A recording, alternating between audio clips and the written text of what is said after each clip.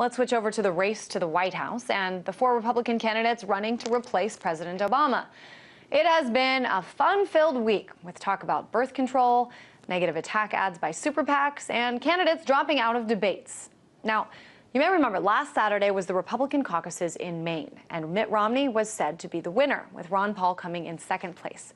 Well, now the Maine Republican Party is going to recanvass counties to recount vote totals. And one county, Washington County, which actually was closed last weekend due to the weather, they'll hold their caucuses tomorrow. So there could be some new results.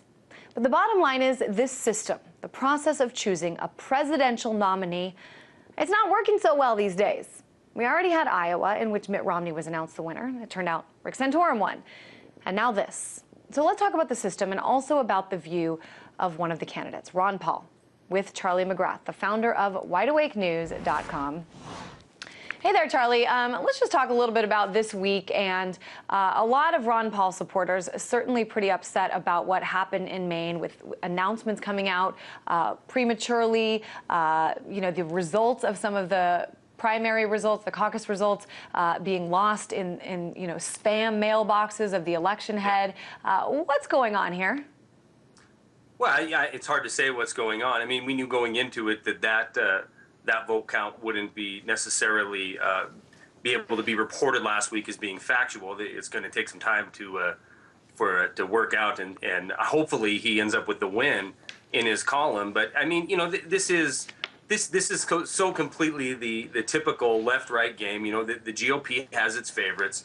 Mitt Romney needed a win really bad, so he went and spent a day there, and he was announced the winner. I think the good news is Ron Paul in 2008, his performance it wasn't even close to what we're seeing now in 2012. So even if he comes in second, even if he just remains in the middle of this pack of 4, I think his support is growing because his message is legitimate, and it's the best thing for this country. And his message is certainly very different from sort of the standard line of the Republican Party. A lot of, kind of old school Republicans are a little bit uncomfortable by the idea of Ron Paul, not just by his message, but the fact that he is unwilling to preach what they want him to preach.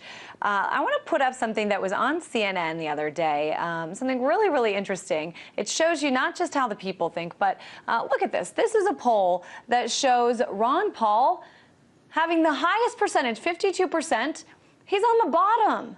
Romney is on top. I mean, maybe this just goes to show how the mainstream media views things, but this is a picture actually taken from somebody's television screen on CNN. What's going on here? I mean, why? It's not just the Republican Party. It seems it's also, and this wasn't Fox News, this was CNN. It's also some of the mainstream media that hasn't. All the mainstream media, you want to treat them like your crazy uncle.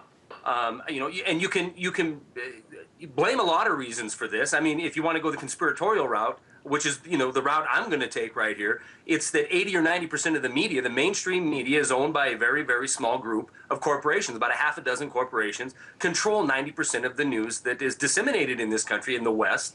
And it benefits them to have this fake left-right battle between so-called conservative Republicans and liberal Democrats. But, Christine, we know that there's absolutely no difference. You talked about some of the topics that were up this week. We're talking about abortion, gay rights.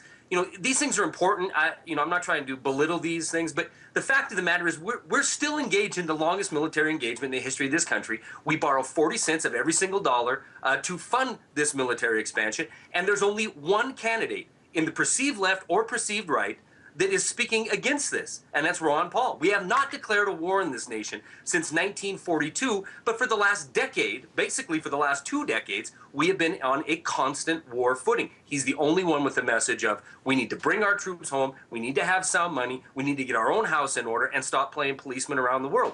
So that doesn't benefit the mainstream media. When this small group of That's not even talking about another big issue, which is the economy.